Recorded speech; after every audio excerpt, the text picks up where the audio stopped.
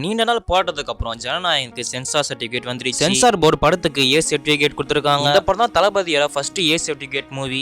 இந்த படத்துக்கு UA certificate கொடுத்துருந்தாங்கன்னா இன்னுமே சூப்பரா. ஏன்னா இது தளபதியோட கடைசி படம். கண்டிப்பா குழந்தைகள்லாம் போய் விரும்பி பார்ப்பாங்க. பிவிஆர்ல மட்டும் தான் குழந்தைங்களோட உள்ள விட மாட்டாங்க. மற்றபடி மிச்ச தியேட்டர்லாம் கண்டிப்பா விடுவாங்க. இந்த படத்துக்கு விழாத அடியே இல்ல. ஃபர்ஸ்ட் சென்சார் போர்டு இந்த படத்துக்கு ஒரு பெரிய பிரச்சனை பண்ணாங்க. அதுக்கப்புறம் படம் ஃபுல் ஹெச்டியா 3 மணி நேரம் லீக் ஆயிடுச்சு. இந்த படத்துக்கு என்ன ஹைப் குறைஞ்சிச்சுன்னு சொன்னாலும் இந்த படத்தை பத்தின சின்ன அப்டேட் வந்தாலே சோஷியல் மீடியா ஃபுல்லா ஃபயர். கண்டிப்பா இந்த படத்தோட லீக்டு வெர்ஷனை பார்த்தவங்க கூட இந்த படத்துக்கு கண்டிப்பா தியேட்டர்ல போய் பார்ப்பாங்க. ஒரு தலை ஃபேனா எனக்கே இந்த படத்து மேல ஒரு பயங்கர ஹைப்பே இருக்கு. 13 காட்சியோட படம் வெளியாக போகுதுன்னு சொல்றாங்க. ஆனா அது யாரும் நம்ப. ஒரு படத்துக்கு ஏ சர்டிபிகேட் கொடுத்தாங்கன்னா கண்டிப்பா எந்த ஒரு சீனும் கட் ஆகாம தான் ரிலீஸ் ஆகும். இந்த மாதிரி டாக்ஸிக் அனிமல் இந்த மாதிரி படத்துக்குலாம் இந்த சென்சார் போர்டு எந்த ஒரு பிரச்சனையும் பண்ண மாட்டாங்க. எப்படி இருந்தாலும் படம் கண்டிப்பா ஜூலை 24க்குள்ள ரிலீஸ் ஆயிடும். இத பத்தி நான் அப்டேட் கேவிஎன் ப்ரொடக்ஷனே சீக்கிரமா கொடுப்பாங்கன்ற நம்பிக்கை இருக்கு. கண்டிப்பா இந்த ஜனநாயகன் படம் தமிழ் சினிமாலே ஒரு பெரிய வசூல் சம்பவமே பண்ண காரணம் இது தளபதியோட கடைசி திரைப்படம். இதுக்கப்புறம் தளபதி கிட்ட இருந்து எத்தனை வருஷம் கழிச்சு படம் வரப்போகுதுன்னு தெரியல.